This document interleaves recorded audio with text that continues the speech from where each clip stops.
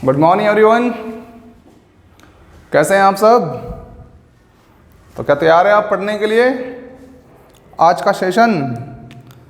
और आज का सेशन एक नया सेशन है हमारा जिसका नाम है कारक। क्या नाम है? कारक।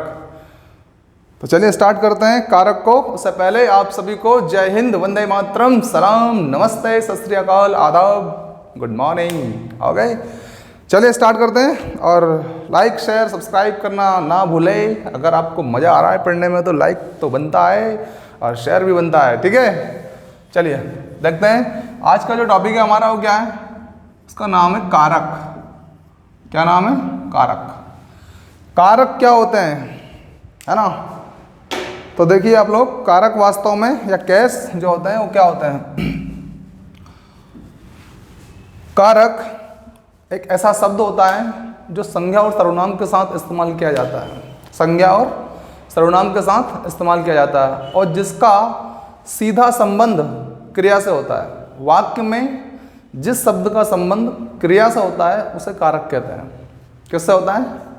लिखना चाहें तो लिख सकते हैं आप कि वाक्य में जिस शब्द का संबंध, वाक्य में जिस शब्द का संबंध क्रिया से होता है, क्रिया से होता है, उसे कारक कहते हैं। क्या कहते हैं उसे? उसे कारक कहते हैं।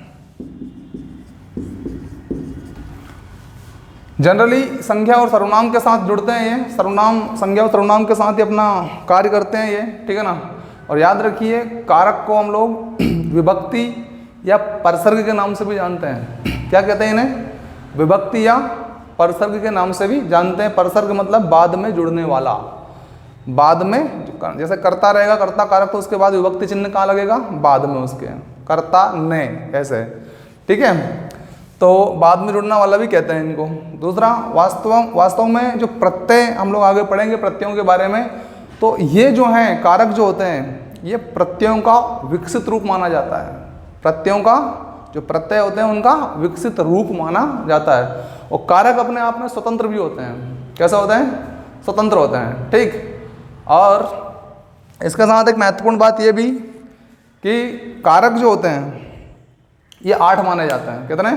8 कारक है। हमारे हिंदी व्याकरण में 8 कारक है। कारक कितने हैं? 8, ठीक है। 8 कारकों में सबसे पहला जो कारक है हमारे पास में वो कर्ता कारक होता है। कौन सा कारक होता है? कर्ता कारक, ठीक है ना। दूसरा कौन सा होता है? आपको यहाँ पे 8 कारक एक याद रखना है और उनकी विभक्ति चिन्ह याद करनी है। सबसे मेन चीज क्या है? विभक्ति चिन्ह आपको याद करना ही करना है ना। बिना विभक्ति से काम चलने वाला नहीं है, ठीक है ना। कर्ता, तो कर्ता का विभक्ति चिन्ह हो जाएगा आपका ने, कर्ता ने, ठीक है ना। दूसरा कारक है हमारा कर्म, कर्म को, कर्ता ने कर्म को। तीसरा अगर बात करें अपन तो करण। तीसरा कारक कौन है? करण। और इसका विभक्ति चिन्ह होता है से या फिर के द्वारा या फिर के बिना, ठीक है ना। करण, से या के द्वारा या फिर के बिना, ठीक है। और भी अगर देखना चाहें तो के कारण, इसका विभक्ति चिन्ह, या के साथ, ये सब इसके विभक्ति चिन्ह हैं। लेकिन सबसे ज़्यादा जो इस्तेमाल होते हैं से या के द्वारा ही होते हैं, ठीक है। ओके, करण के बाद संप्रदान कारक होता है। कौन सा? संप्रदान कारक, है ना। संप्रदान में क्या आता है? संप्रदान के लिए, और एक आता है को। 2 विभक्ति चिन्ह इसके हैं, के लिए और को या के लिए, ठीक। संप्रदान के बाद अपादान, अपादान। अपादान से, अपादान का कारक है, विभक्ति चिन्ह है से, ठीक है ना। से में इसमें ध्यान देने वाली बात है अलगाव का भाव होता है यहाँ पर। अलगाव या कह सकते हैं अपन दूरी का भाव, दूरी का भाव। ठीक है। संप्रदान अपादान संबंध, अगला कारक कौन सा है हमारा? संबंध कारक। यहां लिख देता हूं संबंध कारक, और इसका क्या हो जाएगा? का, की, के। और देखें अगर तो रा, री, रे, ना, नी, ने, इस प्रकार के इसके विभक्ति चिन्ह आते हैं। ठीक है ना, संबंध के। उसके बाद संबंध के बाद अधिकरण, अगला कारक हमारा अधिकरण, और अधिकरण में आती है में या पर। ठीक। और अंतिम हमारा 8वां कारक है संबोधन कारक। कौन सा? संबोधन कारक। तो उसको यहां लिख देता हूं मैं संबोधन कारक, और इसका विभक्ति चिन्ह होता है अरे, ओ, अरी, अहो, री आदि। ठीक है ना। तो ये 8 कारक है हमारे पास में, और 8 के विभक्ति चिन्ह आपको याद होना ही चाहिए स्टूडेंट्स। ठीक है, क्योंकि विभक्ति चिन्ह और कारकों की परिभाषा ये दोनों चीज एक साथ काम करेगी और हमें कारक को फाइंड आउट करने में बड़ी मदद करेगी। ठीक है ना, ये याद रखिए। तो एक बार मेरे साथ बोलिए सबके सब। कर्ता ने कर्म को, कर्ता के लिए क्या है? ने। कर्म के लिए क्या है? को। तो कर्ता ने कर्म को करण से, के द्वारा, के बिना, के साथ। ठीक है, करण के लिए इतने सारे हैं। संप्रदान के लिए, संप्रदान के लिए, अपादान से यानी कि दूर होने का भाव। ठीक है। उसके बाद संबंध का, की, के, रा, री, रे, ना, नी, ने। ठीक। उसके बाद अधिकरण में या पर, और उसके बाद संबोधन कारक। ठीक है ना, हे, अरे, ओ, अरी, अजी, सुनते हो ये। ठीक है, इस प्रकार से ये हमारे विभक्ति चिन्ह है, और इन विभक्ति चिन्हों पर आपको काम करना है, अच्छे से इनको समझना है। ठीक। चलिए स्टार्ट करते हैं, एक एक कारक को समझने का प्रयास करते हैं कि वास्तव में हमारा जो कर्ता कारक है वो क्या होता है, उसको उदाहरण कैसे ज्ञात करेंगे अपन, है ना, कैसे फाइंड आउट करेंगे कर्ता कारक को। ठीक है, लीजिए स्क्रीनशॉट आप लोग।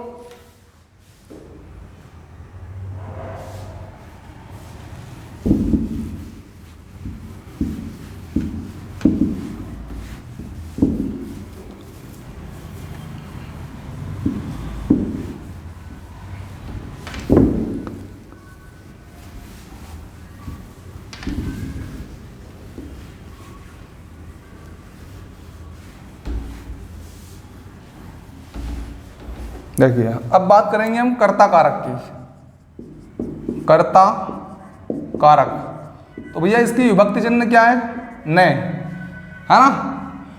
लेकिन इसकी परिभाषा क्या होगी? ने से तो पकड़ेंगे ही सही, लेकिन परिभाषा भी बहुत महत्वपूर्ण है। ठीक है। तो वास्तव में कर्ता कारक वह कारक होता है जो वाक्य में क्रिया को करता है, क्रिया को अंजाम देता है, क्रिया को या तो करता है या क्रिया को अंजाम देता है, या जिसके द्वारा क्रिया संपन्न की जाती है। वाक्य में वह शब्द या संज्ञा का वह रूप जिसमें क्रिया को संपन्न किया जाता है, क्या कहलाता है? कर्ता कारक कहलाता है ना। तो वाक्य के जिस रूप से क्रिया को संपन्न करने का बोध होता है उसे क्या कहेंगे हम लोग? उसे हम कर्ता कारक कहेंगे। ठीक है ना। लिखना चाहे तो लिख सकते हैं आप लोग कि वाक्य में जिस शब्द द्वारा क्रिया करने का बोध हो, क्रिया करने का बोध हो, उसे क्या कहेंगे? जिस शब्द द्वारा क्रिया की जा रही है उसे कर्ता कारक कहते हैं। सिंपल। ठीक है ना। क्रिया को संपन्न यही करेगा कौन? कर्ता। जैसे कि उदाहरण के तौर पे राम ने श्याम को मारा, राम ने श्याम को मारा। बताओ, अब ये जो उदाहरण लिया हमने, इसमें राम क्या है? राम करता है। क्यों? क्योंकि ये मारा क्रिया किसके द्वारा की जा रही है? राम के द्वारा की जा रही है। किसके द्वारा की जा रही है? राम के द्वारा की जा रही है, ठीक है ना। राम ने श्याम को मारा, तो कर्ता कौन? राम। क्योंकि क्रिया किसके द्वारा हुई? कर्ता के द्वारा, राम के द्वारा। तो ये लिखा है वाक्य में जिस शब्द द्वारा क्रिया करने का बोध हो, तो इस शब्द द्वारा ये क्रिया की गई है ना, बस। तो ये शब्द क्या हो गया? कर्ता कारक हो गया, और इसका विभक्ति चिन्ह क्या हो गया? ने हो गया, ठीक है ना। तो इस प्रकार से राम ने, तो इस ने से पहले हम देखेंगे कि राम है जो कि कर्ता है, इसलिए यहाँ पे कर्ता कारक छुपा हुआ है। पहचान लोगे? बिल्कुल पहचान लेंगे। अब ध्यान रखिए, यहाँ पर ने संबंधी बहुत सारे प्रयोग है, बहुत सारे नियम हैं। आप चाहे तो नियमों को याद रखें, वरना डायरेक्ट भी आप लोग रामबाण इलाज जो मैंने बताया था आप लोगों को, वही रामबाण इलाज है कि जहाँ भी आपको लगे कि वाक्य शुद्ध बोला जा रहा है तो वहाँ ने का प्रयोग हो जाएगा। अन्यथा की दृष्टि में ने का प्रयोग संबंधी बहुत सारे नियम हैं, और उन नियमों पर चलोगे और अंतिम रिजल्ट ये निकल के आएगा कि ज़रूरत नहीं थी हमें नियम की, हम तो वैसे भी ये सही बोल देते थे। जैसे कि मैंने कहा, मैंने कहा, तो ने का प्रयोग हुआ कि नहीं? मैं के साथ में हुआ, है ना। राम ने कहा, ठीक है ना। जैसे कि देखिए आप, ने संबंधी प्रयोग तिर्यक संज्ञाओं में और सर्वनामों में किया जाता है प्रयोग, है ना। तो और उदाहरण की बात करें तो मैंने कहा, मैंने कहा, ने आया, राम ने कहा, राम ने कहा, ठीक है ना। यानी कि संज्ञा और सर्वनाम तो बता ही दिया है मैंने आपको, उसके साथ ये प्रयुक्त होते हैं। तो सर्वनाम के रूप में मैं आ गया, उत्तम पुरुष सर्वनाम, है ना। और ये राम संज्ञा आई गई, तो संज्ञा और सर्वनाम के साथ क्या प्रयोग होता है? कारक चिन्ह, ठीक है ना। मैंने कहा, राम ने कहा, इस तरह से। और बात करें तुमने, आपने, उसने, तिर्यक संज्ञाओं में बहुत प्रयोग होता है ना। तुमने, ये आ गया ने, तुमने, आपने, उसने, क्या प्रयोग हो रहा है भाई? हो रहा है ने प्रयोग। ये मैंने, आपने, हमने, ठीक है ना, हमने, ये इस प्रकार से तिर्यक संज्ञाओं में भी इसका प्रयोग विशेष रूप से किया जाता है। किसका? ने का, ठीक है। उसके बाद और बात करें अपन तो भैया साधारणतया अकर्मक जो क्रिया होती है उसके साथ ने का प्रयोग नहीं होता है। अकर्मक के साथ ने का प्रयोग नहीं होता है। जैसे कि मोहन हंसता है, मोहन हंसता, मोहन हंसता है, ठीक है ना। सोहन खाता है, सोहन खाता है। देखो अब बताइए, यहाँ पर उसने बोला कि भाई अकर्मक के साथ नहीं होता है ना, तो जरूरत भी नहीं है मोहन ने, अब यहाँ ने लगाने की जरूरत है कि हमको नहीं है। तो मोहन ने हंसता है तो ये तो अशुद्ध वाक्य हो जाएगा, इसलिए सीधे बोलेंगे ना मोहन हंसता है, ठीक है। सोहन खाता है, राइट। और उदाहरण की बात कर सकते हैं अपन, जैसे कि श्याम गया, वह आएगा, श्याम गया, वह आएगा। तो ये क्या है? अकर्मक क्रिया है, यहाँ कर्म नहीं है, ठीक है ना। तो देखो भैया यहाँ पर भी ने का प्रयोग हुआ है क्या? नहीं हुआ है। यहाँ पे देखिए ने का प्रयोग, वह ने आएगा, मज़ा ही नहीं आता है बोलने में, उच्चारण भी सही नहीं है, ठीक है ना। तो इस तरह से हम ज्ञात कर सकते हैं कि सीधे तौर पर जो शब्द बोला जा रहा है उसमें ने लगाने की आवश्यकता नहीं है, और लगाएंगे तो वो अशुद्ध हो जाएगा, ठीक है। तो एक नियम भी क्लियर हो गया, और डायरेक्टली भी हम पता कर रहे हैं कि भाई अकर्मक क्रियाओं के साथ ने का अगर डायरेक्ट प्रश्न आ जाए नियम से, तो ये जरूरी फिर काम हो जाता है हमारा कि हम फिर नियम को थोड़ा सा फोकस करें कि बताइए अकर्मक क्रियाओं के साथ ने का प्रयोग होता है कि नहीं होता है।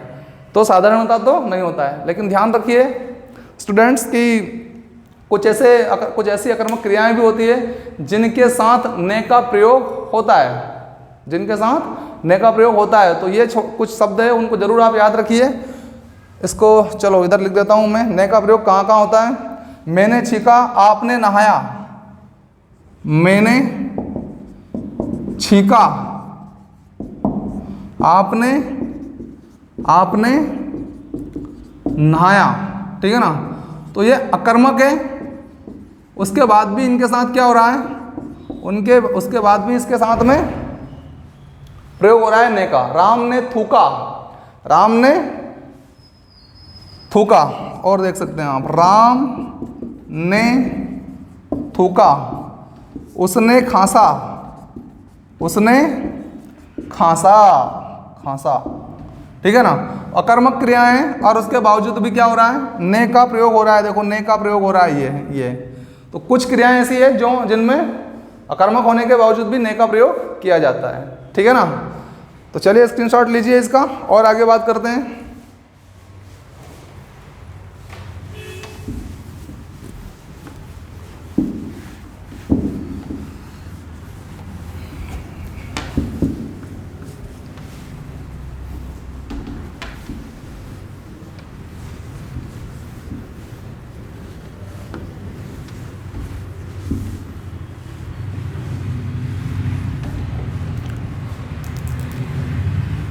जब अकर्मक क्रियाएं सकर्मक बनकर प्रयुक्त होती है, जब अकर्मक क्रियाएं जो होती है वो सकर्मक बनकर प्रयुक्त होती है, तब भी उनके साथ ने का प्रयोग किया जाता है ना। जैसे उसने अच्छा गाया, जैसे उसने अच्छा गाया और उसने अच्छा किया, उसने अच्छा गाया, है ना।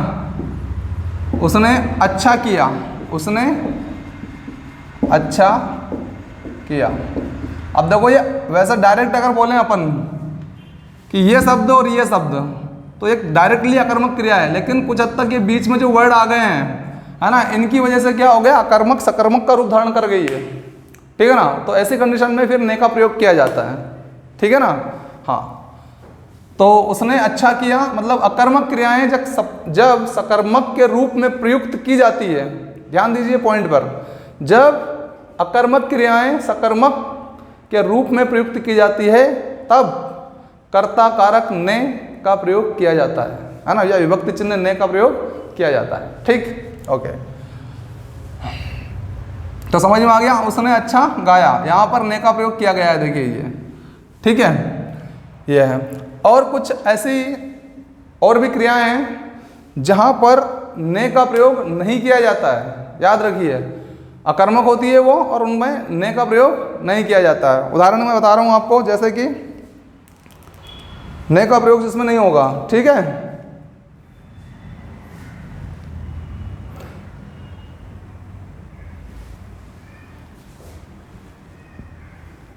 जैसे कि मैंने छीका, तो उसमें तो हो रहा है नेम का प्रयोग, है ना। और उसके बाद एक दो और क्रियाएं हमारे पास, उदाहरण देखते हैं।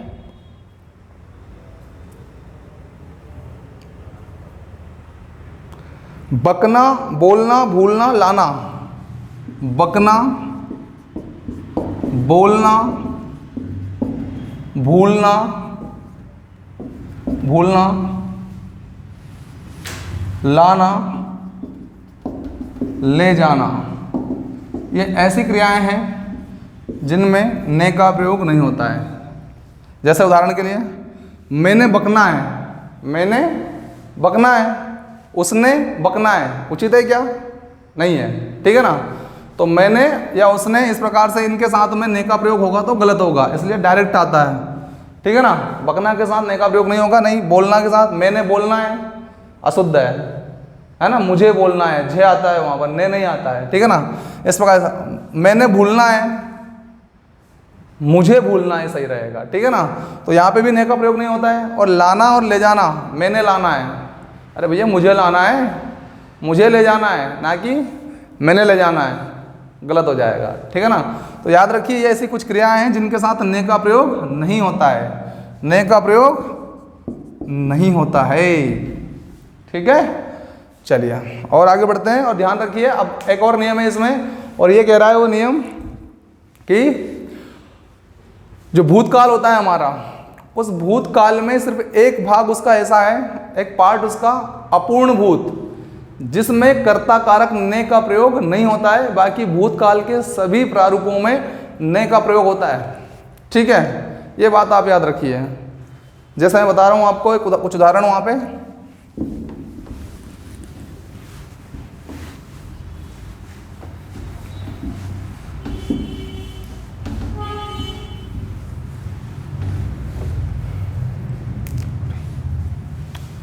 बालक ने पुस्तक पढ़ी, बालक ने पुस्तक पढ़ी, ठीक है ना। ने का प्रयोग हुआ कि नहीं हुआ? हुआ। बालक ने पुस्तक पढ़ी, ये क्या है? सामान्य भूत। क्या है? सामान्य भूत। उसके बाद बात करेंगे आसन्न भूत की। ये काल जब आप पढ़ेंगे तब आपको क्लियर हो जाएगा सामान्य भूत क्या है, आसन्न भूत क्या है। आगे क्रिया के बाद, वाच्य के बाद हम काल पे चलेंगे, ठीक है ना। आसन्न भूत में आप देखेंगे बालक ने पुस्तक पढ़ी, बालक ने पुस्तक पढ़ी, बालक ने पुस्तक पढ़ी, ठीक है ना। आसन्न भूत के बाद देखिएगा आप लोग तो पूर्ण भूत और संदिग्ध भूत, पूर्ण भूत और संदिग्ध भूत, संदिग्ध भूत। पूर्ण भूत में देखेंगे आप लोग बालक ने पुस्तक पढ़ ली थी, तो बालक ने पुस्तक पढ़ ली थी, ठीक है ना। संदिग्ध में बालक ने पुस्तक पढ़ी होगी, ठीक है ना। बालक ने पुस्तक पढ़ी होगी, ठीक है ना। हेतु हेतु मद भूत, हेतु हेतु मद भूत, ठीक है ना। हेतु हेतु मत भूत। बालक ने पुस्तक पढ़ी होगी होती तो उत्तर ठीक होगा। बालक ने पुस्तक पढ़ी होती तो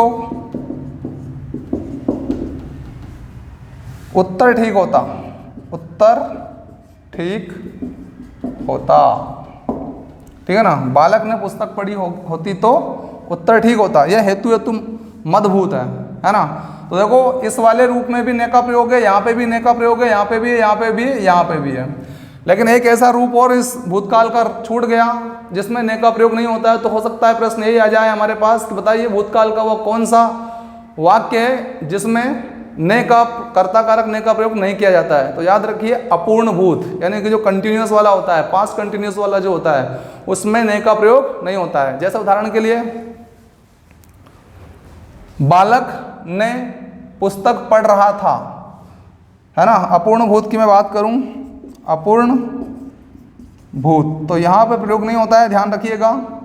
अगर मैं लिखूंगा तो क्या लिखूंगा? बालक ने पुस्तक पढ़ रहा था। उचित है क्या? ने का प्रयोग उचित है क्या? क्लियर हो रहा है? अशुद्ध है पूरा ने का प्रयोग, है ना।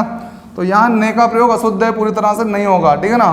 सीधे बोलना पड़ता है इसमें बालक पुस्तक पढ़ रहा था, ठीक है। इसलिए याद रखिए अपूर्ण भूत जो होता है उसमें ने का प्रयोग नहीं होता है।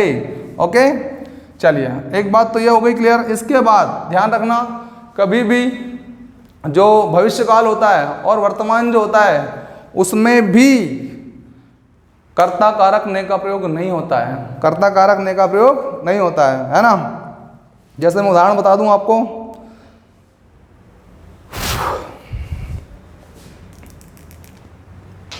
सीधे तौर पे देख सकते हैं आप, राम रोटी खाएगा, राम रोटी खाएगा और मैं चाय पीता हूं। राम रोटी खाएगा, रोटी खाएगा, मैं चाय पीता हूं, ठीक है ना। अब देखो राम ने रोटी खाएगा आएगा क्या? भविष्य में ने का प्रयोग नहीं होगा, है ना। वहीं मैंने चाय पीता हूं, उचित है क्या ने लगाना? नहीं, वर्तमान में मैं चाय पीता हूं, वर्तमान में, तो यहां पे भी ने का प्रयोग नहीं होता है, ध्यान रखना इस बात को, है ना। ठीक है, खासकर सकर्मक क्रियाओं के साथ तो बिल्कुल होना ही नहीं है, ठीक है ना। यह चलो लीजिए स्क्रीनशॉट इसका। तो कहां पर ने का प्रयोग हो रहा है, कहां पे नहीं हो रहा है, ये आपको ध्यान रखना है। ओके,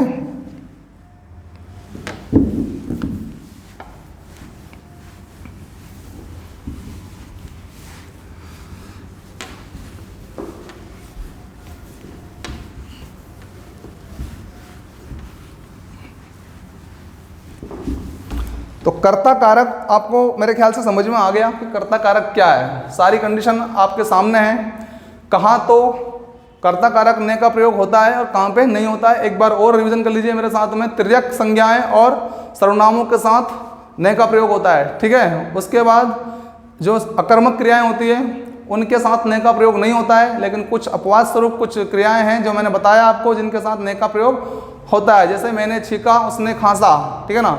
और जब कुछ अकर्मक क्रियाएं सकर्मक के रूप में प्रयोग की जाती है ना, प्रयुक्त होती है, तब भी उसके साथ कर्ता कारक ने का प्रयोग होता है। जैसे उसने अच्छा गाया, उसने ने आया, अच्छा गाया, ठीक है ना। इसी प्रकार से कुछ क्रियाएं जो सकर्मक क्रियाएं होती है जनरली, उनके साथ तो ने का प्रयोग होता है, लेकिन वर्तमान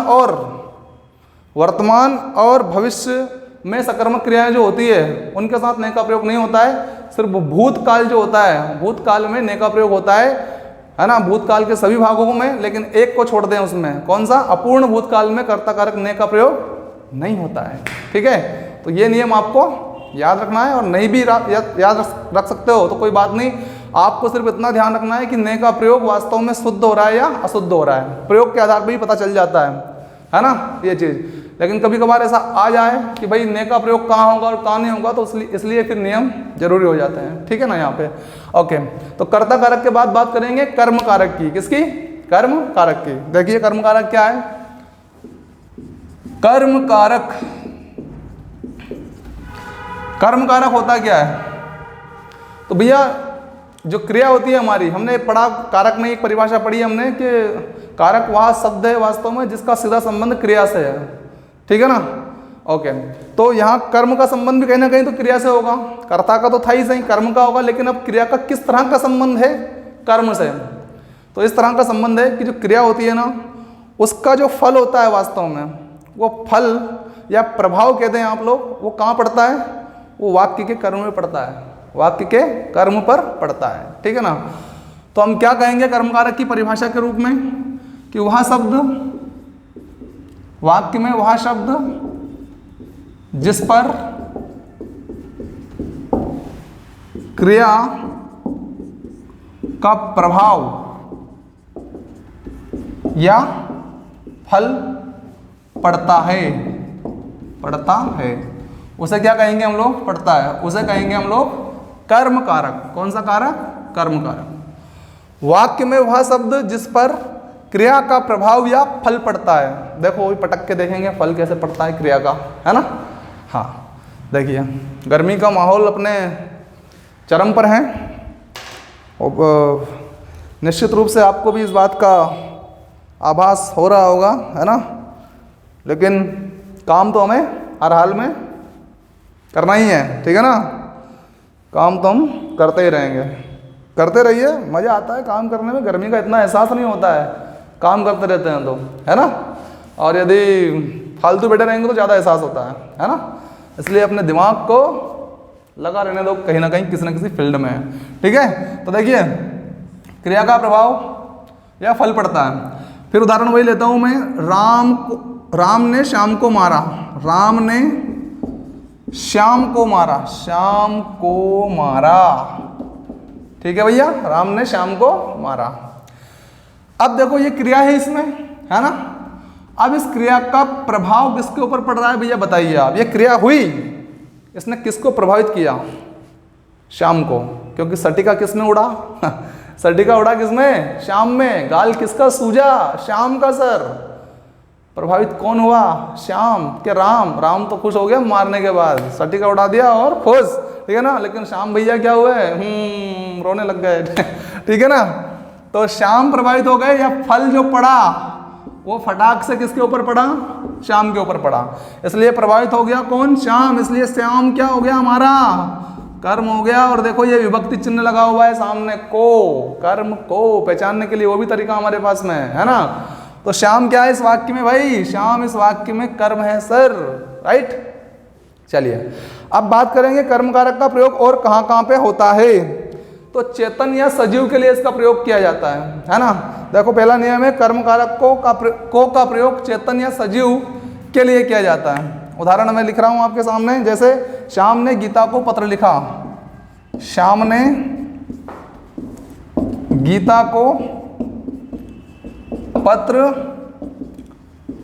लिखा। डोरी बहुत दिक्कत देती है बार बार इसमें। श्याम ने गीता को पत्र लिखा, राम ने श्याम को पुस्तक दी। राम ने श्याम को पुस्तक दी, श्याम को पुस्तक दी, राम ने श्याम को पुस्तक दी। ठीक है ना। ये तो देखो भैया गीता को, ये गीता में क्या है, कर्म है, ये को चिन्ह से ही पता लग रहा है। और इसका प्रभाव देखो, ये लिखा, तो किसको लिखा, गीता। गीता पढ़ के क्या हो जाएगी, इससे प्रभावित होगी कि नहीं होगी श्याम से, कि क्या लिखा है, किस बारे में लिखा है, तो पत्र से प्रभावित कौन होगा, गीता होगी। राम ने श्याम को पुस्तक दी, ये पुस्तक पढ़ के विद्वान कौन बनेगा भाई, श्याम बनेगा। ठीक है, तो श्याम क्या हो जाएगा हमारा, श्याम हमारा कर्म कारक हो जाएगा। गुरु ने शिष्य को शिक्षा दी, गुरु ने शिष्य को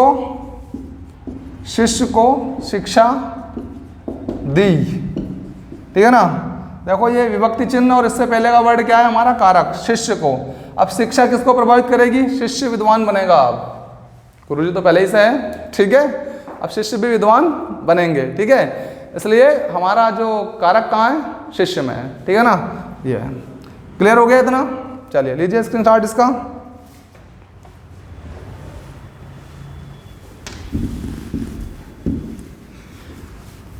या फिर नोट्स बनाइए, बेहतरीन परमानेंट काम हो जाएगा एक साथ आपका। और देखते हैं कर्म कारक का प्रयोग कहाँ कहाँ होता है। तो भैया याद रखिए, दिन, तिथि और समय को बताने के लिए भी कर्म कारक को का प्रयोग होता है। दिन, तिथि और समय को बताने के लिए भी कर्म कारक को का प्रयोग किया जाता है। जैसे रविवार, दिन की बात करें तो रविवार को स्कूल बंदर खा जाता है। खाता है क्या स्कूल बंद, या बंद स्कूल को बंदर खाता है क्या, नहीं खाता है सर। तो फिर अरे सर बंद रखा जाता है सर, रविवार को स्कूल बंद रखा जाता है। आया दिन को बताने के लिए, क्या आया आपको, रविवार को स्कूल बंद रखा जाता है। ठीक है ना। उसके बाद 15 अगस्त को दिल्ली चलेंगे, 15 अगस्त को दिल्ली चलेंगे, ये उदाहरण है। 15 अगस्त को दिल्ली चलेंगे, ये 15 अगस्त। और ये क्या विभक्ति चिन्ह है, तिथि आ गई है ना। और वार, सोमवार को मेला लगेगा, सोमवार को मेला लगेगा। मेले में कौन आएगा, गुज्जर आएगा सर, गुज्जर कौन आएगा, गुज्जर आएगा। आने तो गुज्जर को मेला लगाएंगे वो लोग, सोमवार को लगाएंगे, क्या मेला लगाएंगे सोमवार को, और क्या, ठीक है, और उसमें गुज्जर भी आएगा सर। ठीक है, तो ये वर्ड हमारा भाई, और ये क्या है, सोमवार। तो दिन, तिथि और वार को डिनोट करने के लिए भी कर्ता कारक को का प्रयोग किया जाता है। विभक्ति चिन्ह को लगी हुई है देखो, है ना। तो याद रखिए इस तरह से दिन, तिथि और वार को दिखाने के लिए भी या बताने के लिए भी कर्ता कारक को का प्रयोग किया जाता है। ठीक है, इसके बाद आगे देखते हैं, अचेतन या निर्जीव कर्म के साथ को का प्रयोग नहीं किया जाता है। ठीक है ना, अचेतन या निर्जीव कर्म के साथ को का प्रयोग नहीं किया जाता। जैसे उसने खाना खाया, उसने खाना खाया। अब बताइए ये खाना क्या है, कर्म है, ठीक है, भोजन कर्म है, ठीक है ना। तो ये निर्जीव है ना भाई, इसलिए इसके साथ कर्ता कारक को का प्रयोग नहीं होगा। अब ऐसे बोलेंगे क्या उसने खाना को खाया, उचित है क्या, नहीं है, है ना। तो याद रखिए अचेतन या निर्जीव कर्म जो होता है उसके साथ कर्ता कारक कर्म कारक को का प्रयोग नहीं किया जाता है। और उदाहरण की बात कर लेते हैं हम लोग। सीता घर गई, फूल मत तोड़ो। सीता घर गई, ठीक है ना, फूल मत तोड़ो, फूल मत तोड़ो। कहीं पे भी को का प्रयोग है क्या, घर क्या सजीव है क्या, निर्जीव है, और निर्जीव के साथ को का प्रयोग नहीं होता है, निर्जीव कर्म के साथ, है ना। तो सीता घर को गई, कोई ज़रूरत नहीं है को लगाने की यहाँ पर, ठीक है ना। और फूल मत तोड़ो, फूल मत को तोड़ो, ऐसा आएगा क्या? नहीं आएगा, है ना। तो इस तरह से ध्यान रखिएगा आप लोग, निर्जीव के साथ इसका प्रयोग नहीं होता है, ठीक है। ओके, और बात करें तो जब विशेषण का प्रयोग संज्ञा के रूप में कर्म कारक की भांति हो, जब विशेषण का प्रयोग किस रूप में हो? संज्ञा के रूप में हो। विशेषण का प्रयोग संज्ञा के रूप में हो और कर्म कारक की भांति हो। किसके भांति हो? कर्म कारक की भांति हो, तब उसके साथ भी को का प्रयोग होता है। जैसे बूढ़ों को कोई नहीं चाहता, बूढ़ों को कोई नहीं चाहता, बूढ़ों को कोई नहीं चाहता, बुरों को कोई नहीं चाहता। भाई देखो, विशेषण का प्रयोग संज्ञा के स्थान पे हुआ है तो बुरा हो गया, ये है विशेषण, ये है ना। को ये लग गया, देखो बुरों को कोई नहीं चाहता। तो विशेषण का प्रयोग संज्ञा के रूप में जब कर्म कारक की भांति हो, तब वहां पर कर्म कारक को का प्रयोग किया जाता है। और उदाहरण की बात कर लेते हैं हम लोग इसके लिए। तो देखिए आप लोग, भूखों को भोजन कराओ, दूसरा क्या उदाहरण है हमारा? भूखों को भोजन कराओ, भूखों को भोजन कराओ।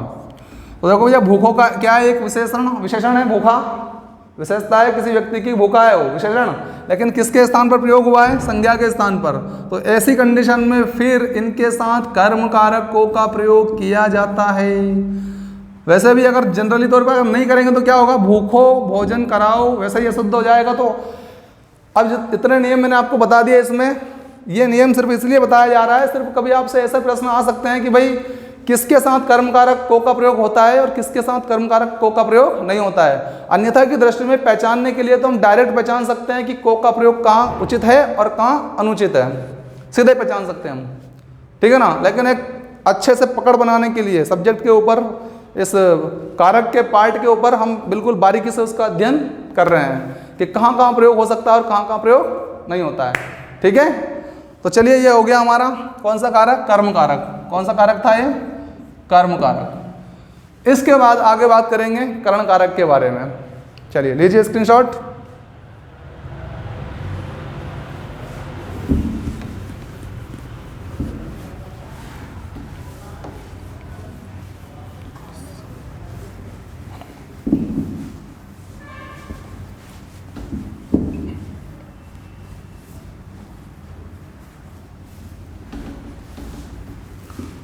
कौन सा कारक अगला? करण कारक, ठीक है। तो करण कारक क्या है? करण का शाब्दिक अर्थ है साधन। यहाँ पर कारक में करण का मतलब क्या होता है? साधन। बस अब साधन से समझ जाइए आप क्या कहना चाहता हूं मैं, ठीक है। करण कारक का मतलब भी क्या होता है? साधन। अब भैया देखो, वाक्य में वह शब्द जिससे यह प्रतीत हो कि क्रिया का साधन क्या है, क्रिया का साधन क्या है। और अगर क्रिया का साधन अगर ज्ञात हो रहा है जिस शब्द से, वही शब्द हमारा क्या होगा? वो करण कारक होगा हमारा। वहां पर क्या छिपा है? करण कारक छिपा हुआ है। तो लिख सकते हैं हम, वह शब्द जो जिसके द्वारा क्रिया संपन्न की गई है ना। या फिर सॉरी, वह शब्द जिसके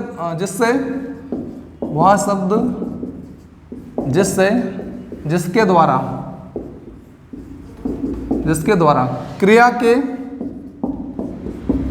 के साधन का बोध हो, वह शब्द जिसके द्वारा क्रिया के साधन का बोध हो क्या कहलाता है? करण कारक कहलाता है। मतलब क्रिया का साधन क्या है? उदाहरण के लिए, राम ने रावण को बाण से मारा। राम ने रावण को बाण से मारा। देखो भैया, राम ने रावण को बाण से मारा।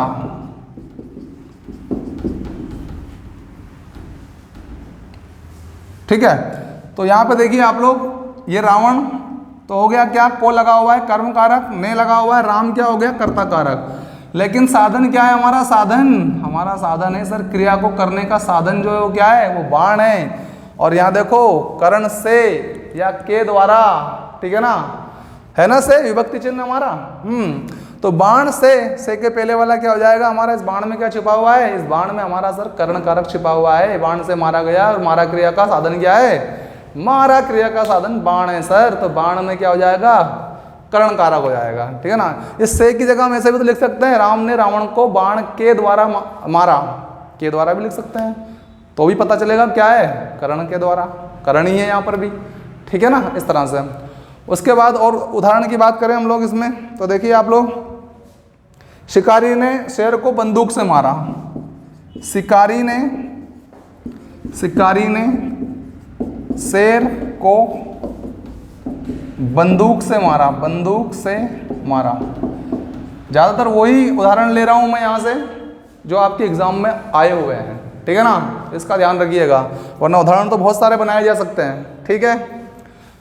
तो शिकारी ने शेर को किससे मारा भैया, बंदूक से मारा, ये विभक्ति चिन्ह आ गया, बंदूक के द्वारा मारा। लेकिन साधन, क्रिया का साधन क्या है सर, क्रिया का साधन सर बंदूक ही है सर, क्या है, क्रिया का साधन बंदूक है, इसलिए क्या हो जाएगा, इसलिए बंदूक में हमारा कर्ण कारक छिपा हुआ है, किसमें, बंदूक में।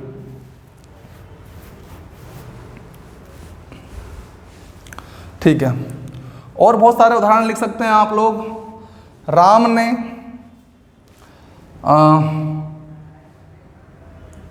देखो उदाहरण लिखता हूं मैं, राम ने श्याम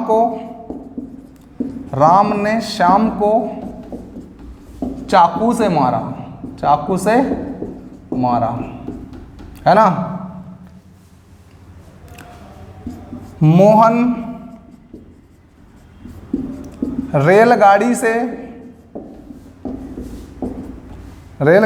या रेलगाड़ी के द्वारा, है ना, रेलगाड़ी से या रेलगाड़ी के द्वारा, रेलगाड़ी से इंदौर जाएगा, ठीक है ना। साधन का प्रयोग हुआ है रेलगाड़ी का, तो रेलगाड़ी से इंदौर जाएगा, ठीक।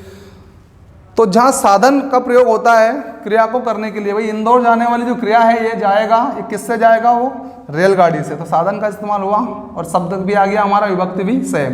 इस प्रकार से कर्ण कारक का प्रयोग साधन के रूप में किया जाता है, ठीक है। और बताइए, और उदाहरण की आवश्यकता है क्या आप लोगों को, अगर और की जरूरत है तो मैं और लिख दूं। मैंने गुरुजी से प्रश्न पूछा, मैंने गुरुजी से प्रश्न पूछा, मैंने गुरुजी से प्रश्न पूछा, क्या आया, गुरुजी आए और ये विभक्ति चिन्ह आया।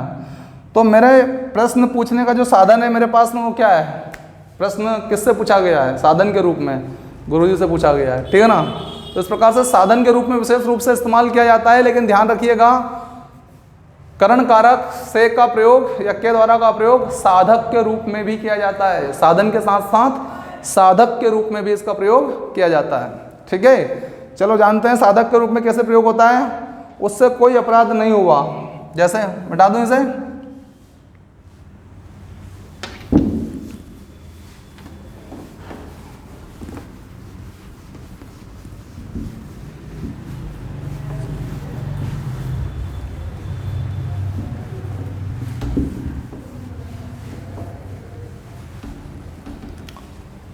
उससे कोई अपराध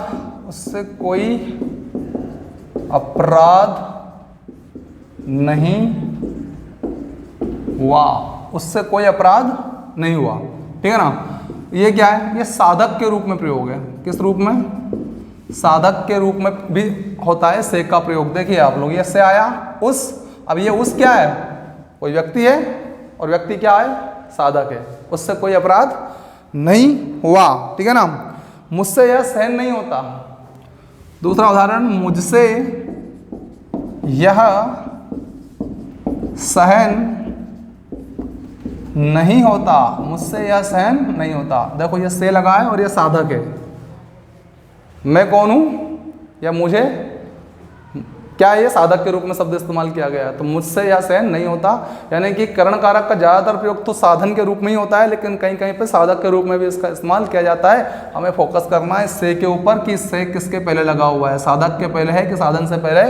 इस्तेमाल दोनों में करण कारक का ही होना है, ठीक है, इस तरह से। चलिए और बात करें कि भाववाचक संज्ञा से क्रिया विशेषण बनाने, जब भाववाचक कोई संज्ञा होती है उसके द्वारा क्या बनाया जाता है, क्रिया विशेषण। वो क्या बताती है, क्रिया की विशेषता बताती है। तो ऐसे समय पे भी करण कारक से का प्रयोग किया जाता है, ठीक है ना। उदाहरण के लिए देखिए, नम्रता से बात करो, नम्रता से बात करो, नम्रता से बात करो। और उदाहरण के तौर पे कि खुद से कहता हूँ, खुद से कहता हूँ। क्या है भैया, भाव है नम्रता, लेकिन क्रिया की विशेषता बताया जा रहा है या संज्ञा की विशेषता बताई जा सकती है ना। देखो नम्रता एक भाव है और यहाँ बात करना क्या है, एक संज्ञा है, बात एक क्रिया है, ठीक है ना।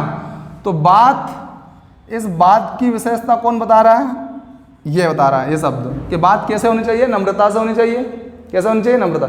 लेकिन ये किसके स्थान पर प्रयोग किया गया है, संज्ञा के स्थान पर प्रयोग किया गया है। तो ऐसे सिचुएशन में भी करण कारक से का प्रयोग किया जाता है। नम्रता से बात करो, खुद से बात करो, खुद से कहता हूँ या खुद से बात करो एक ही बात है ना। तो यहाँ खुद से कहता हूँ, तो यहाँ पर भी क्या आया है, से। खुद किसके स्थान पर इस्तेमाल हुआ है, संज्ञा के स्थान पर इस्तेमाल किया गया है। तो याद रखिए कि भाववाचक संज्ञा से क्रिया विशेषण बनाते समय करण कारक का प्रयोग किया जाता है। क्रिया विशेषण बनाते समय भी क्रिया विशेषण, क्रिया की विशेषता हो गई कि नहीं होगी, बात करना एक क्रिया है और उसकी विशेषता किसके द्वारा हो गई, नम्रता से। तो ऐसी कंडीशन में भी से का प्रयोग किया जाता है। भाववाचक संज्ञा से क्रिया विशेषण बनाते समय भी करण कारक से का प्रयोग किया जाता है, ठीक है, ठीक है। चलिए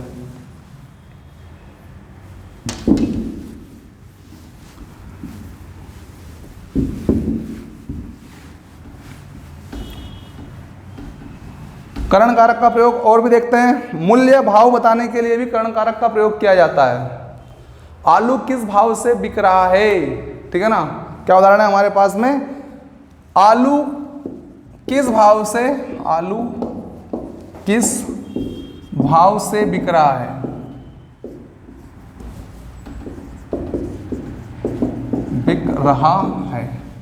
तो मूल्य या भाव बताने के लिए भी या उसको डिनोट करने के लिए भी करण कारक से का प्रयोग किया जाता है। और उदाहरण बात करते हैं, सेवफल ले सकते हैं, सेब किस भाव से बिक रहा है ना। कोई भी चीज, सब्जी किस भाव से बिक रही है, किस भाव से बिक रही है ना। तो इस प्रकार से लिख सकते हैं आप, सब्जी किस भाव से, आलू की सब्जी हो सकती है, बैंगन हो सकता है ना। सब्जी किस भाव से बिक रही है, सब्जी किस भाव से बिक रही है, भाव से बिक रही है। तो आया कि नहीं आया करण कारक, ठीक है। इस प्रकार से ऐसी सिचुएशन में भी करण कारक से का प्रयोग किया जाता है, ठीक है ना। और याद रखिए उत्पत्ति सूचक शब्द जो होते हैं, उत्पत्ति सूचक शब्द के लिए भी करण कारक से का प्रयोग किया जाता है, जो उत्पत्ति की सूचना देता है ना। जैसे कोयला खान से निकलता है या फिर खान से कोयला निकलता है, ठीक है ना। यह है उदाहरण के लिए देखिए, कोयला खान से निकलता है, कोयला खान से निकलता है ना भैया। ये खान का ध्यान रखना है, खानसर वाला खान नहीं है, ठीक है। ये वो जहाँ से कोयला निकलता है वो वाली खान है ना, ठीक है। तो कोयला खान से, ये आया से विभक्ति चिन्ह। तो इस प्रकार से उत्पत्ति सूचक या उद्गम सूचक शब्दों के लिए भी करण कारक से का प्रयोग किया जाता है, ठीक है ना। गन्ने से शक्कर बनाई जाती है, गन्ने से शक्कर बनाई जाती है, चीनी बनाई जाती है, बनाई जाती है। आया, उत्पत्ति क्या है, शक्कर की उत्पत्ति कहाँ से हो रही है, गन्ने से हो रही है। तो गन्ने से शक्कर बनाई जाती है, चीनी बनाई जाती है। यहाँ ऐसी कंडीशन में भी कर्ता कारक से का प्रयोग किया जाता है, ठीक है ना। उत्पत्ति सूचक में किसका प्रयोग होगा भैया, कर्ता कारक, करण कारक से का प्रयोग किया जाता है, ठीक है। और लोभ से क्षोभ उत्पन्न होता है, उदाहरण और है, लोभ से क्षोभ उत्पन्न होता है, क्षोभ उत्पन्न होता है, लोभ से क्षोभ उत्पन्न होता है। ठीक है, तो यहाँ पे भी किसका प्रयोग हुआ है, लोभ से। ये तो लोभ से क्या उत्पन्न हुआ, क्षोभ, है ना, उत्पन्न हुआ। दुख होता है, ज़्यादा लोभ करते हैं तो फिर आखिर में क्या होता है, पछताना पड़ता है ना, क्योंकि लोभा पापस्य कारणम, लोभ पाप का कारण है और पाप से फिर दुख तो होना ही है। ठीक है, ओके, ठीक है। तो लोभ से क्षोभ उत्पन्न होता है। और उदाहरण बहुत सारे, उदाहरण में आप लोग जितना लिख सकते हैं मैं डायरेक्ट लिख लेता हूँ, और बाकी के जैसे कि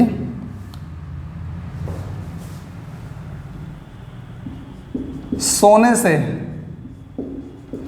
अंगूठी बनाई जाती है, अंगूठी बनाई जाती है ना।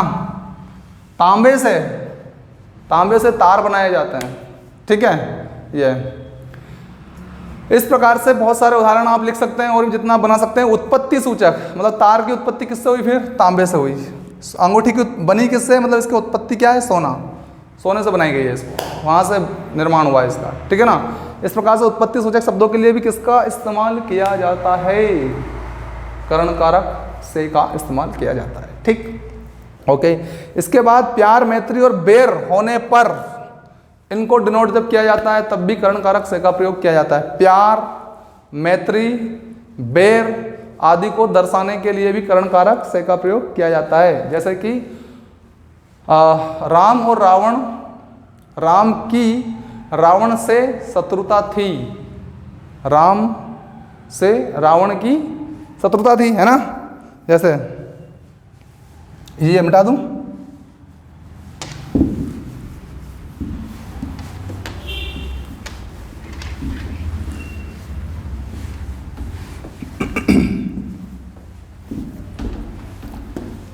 राम से रावण की शत्रुता थी, देखो ये आया कि नहीं आया। बैर था मतलब एक तरह की दुश्मनी थी, शत्रुता मतलब क्या, बैर, दुश्मनी। तो यहाँ पे भी करण कारक से का प्रयोग होता है। राम से रावण की शत्रुता थी, है ना। और प्यार को दिखाने के लिए क्या जाता है, राम को सीता से प्यार था, राम को सीता से प्यार था, या यूं कहते हैं सीता को राम से प्यार था। ठीक है ना, बिल्कुल आएगा। राम से सीता को प्यार था। ठीक है भैया, तो यहां आया कि नहीं आया से। तो प्यार को दिखाने के लिए, घृणा को दिखाने के लिए, है ना, शत्रुता को दिखाने के लिए भी करण कारक से का प्रयोग किया जाता है। ठीक है ना। और राम का विवाह सीता के साथ हुआ, ठीक है ना, राम का विवाह सीता के साथ। तो हमने कहा था आपसे एक और प्रयोग भी होता है, के बिना के साथ, तो वो के साथ वाला आपको उदाहरण मिल रहा है यहाँ पर। राम का विवाह सीता के साथ हुआ, के साथ भी करण कारक का ही विभक्ति चिन्ह है। ठीक है ना, राम का विवाह सीता के साथ हुआ। ठीक है, तो यह इतनी जगहों पर करण कारक से का प्रयोग किया जाता है। ठीक है ना। एक बार फिर मेरे साथ रिवीजन कीजिए, कहाँ कहाँ प्रयोग किया जाता है करण कारक से का। ठीक है ना। तो नंबर 1, करण कारक का सर्वाधिक प्रयोग जो होता है से का, वो साधन के रूप में होता है। किसके रूप में होता है, जैसे राम ने रावण को बाण से मारा। ठीक है। दूसरा साधक के रूप में होता है। किसके रूप में होता है, साधक के रूप में होता है, मुझसे यहाँ सहन नहीं होता। ठीक है ना। तीसरा, जब जो क्रिया होती है, जो भाववाचक संज्ञाएं होती है, उन भाववाचक संज्ञाओं का प्रयोग क्रिया की विशेषता यानी कि क्रिया विशेषण के रूप में जब उनको प्रयोग किया जाता है तब भी किया जाता है। किसका प्रयोग, करण कारक से का प्रयोग, है ना। नम्रता से बात करो, नम्रता से बात करो, इस प्रकार से। उसके बाद में भाव आदि को दिखाने के लिए भी, मोल भाव आदि को दिखाने के लिए भी करण कारक से का प्रयोग किया जाता है। आलू किस भाव से बिक रहा है ना, सब्जी किस भाव से बिक रही है, तो मोल भाव प्रकट करने के लिए भी कर्ता कारक से का प्रयोग किया जाता है। ठीक है। उसके बाद प्यार, मैत्री, नफरत आदि को बताने के लिए, प्रकट करने के लिए भी करण कारक से का प्रयोग किया जाता है। कभी गलती से कर्ता करण कुछ इधर उधर हो जाए तो आप समझ जाना कि बात कहाँ चल रही है हमारी, ठीक है ना। हाँ, उसी भी चर्चा होगी, ठीक है ना। ये भाववाचक हो गया, मूल्य हो गया, ठीक है ना, साधन के रूप में हो गया, इतनी जगहों पर इसका प्रयोग किया जाता है। और आगे हम बात करेंगे इसकी संप्रदान कारक की, कि संप्रदान कारक वास्तव में होता क्या है, ठीक है। इतना मिटा दूं, ओके।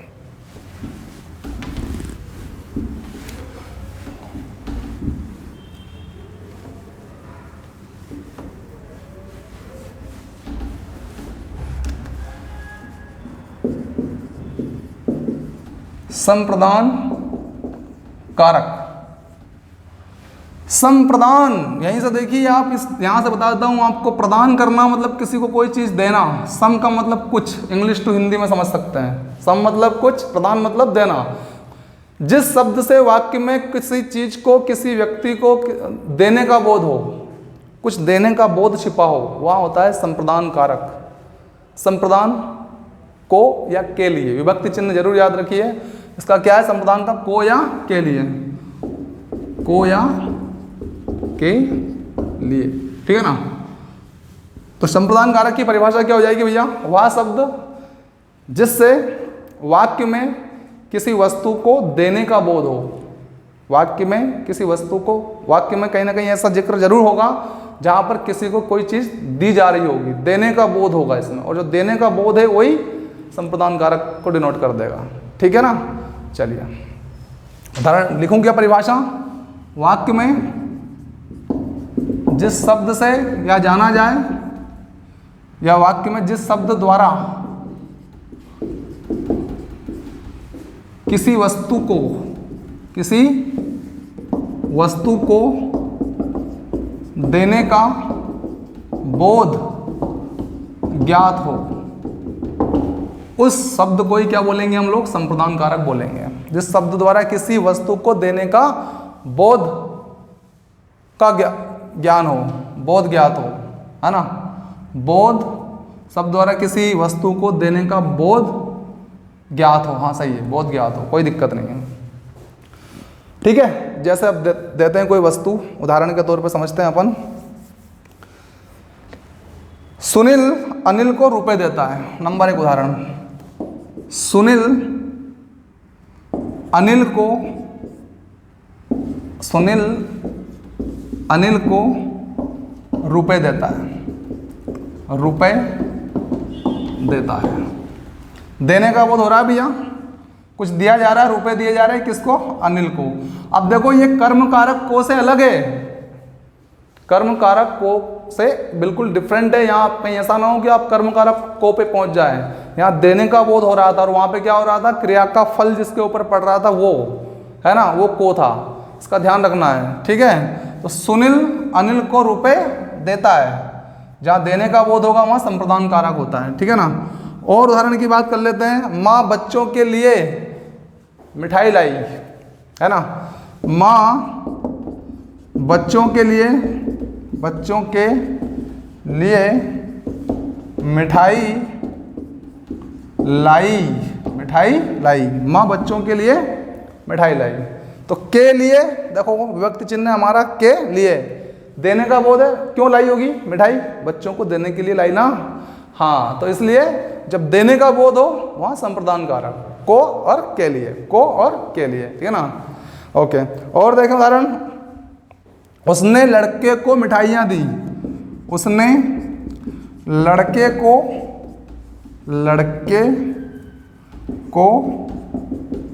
मिठाइयाँ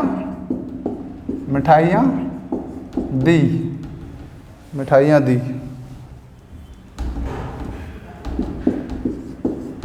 ठीक है ना। इस तरह से उसने लड़के को मिठाइयाँ दी।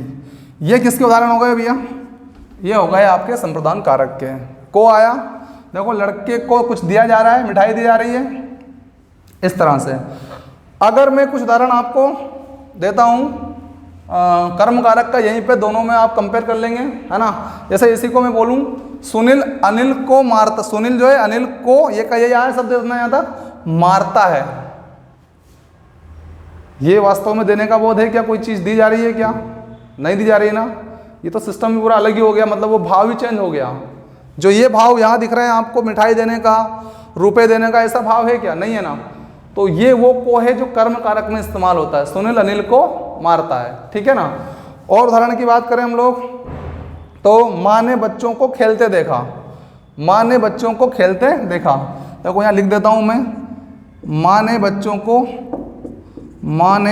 को खेलते देखा, बच्चों को खेलते देखा। अब देखो बच्चों को आया है, बच्चों को खेलते देखा, कुछ दिया जा रहा है क्या? नहीं दिया जा रहा है, ठीक है ना। इसलिए यहाँ पे क्या हो जाएगा? कर्म कारक हो जाएगा, ठीक है ना। सुनील अनिल को मारता है, वहाँ पे भी मार रहा है, कुछ दिया नहीं जा रहा है, कोई प्यार नहीं हो रहा है, ठीक है ना। हाँ, तो सुनील अनिल को मारता है, वो आपको ध्यान रखना है। और उदाहरण की बात कर लेते हैं, उसने लड़के को बुलाया, उसने लड़के को बुलाया, उसने लड़के को बुलाया। देखो भाई, अब लड़के को बुलाया जा रहा है, कुछ दिया हुआ नहीं जा रहा है भाई, लड़के को बुलाया जा रहा है बस, ठीक है। तो यहाँ पर भी क्या हो जाएगा? कर्म कारक हो जाएगा हमारा। कौन सा हो जाएगा? कर्म कारक। तो दोनों में कंपेयर समझ में आ गया आपको? कर्म कारक में अंतर और संप्रदान कारक में अंतर, ठीक है ना। ये ध्यान रखना है, जहाँ कुछ देने का बोध हो वहाँ पे क्या होगा भाई? वहाँ पर संप्रदान कारक होगा, ठीक है। और इसके अलावा जो बचा हमारा वो क्या हो जाएगा? को शब्द के लिए कर्म कारक है ना। जहाँ पर क्रिया का प्रभाव सीधे तौर पर किसके ऊपर पड़ता है? कर्म ऊपर पड़ता है, ठीक है। चलिए लीजिए स्क्रीनशॉट, आगे बढ़ते हैं संप्रदान कारक के बाद अपादान कारक की ओर।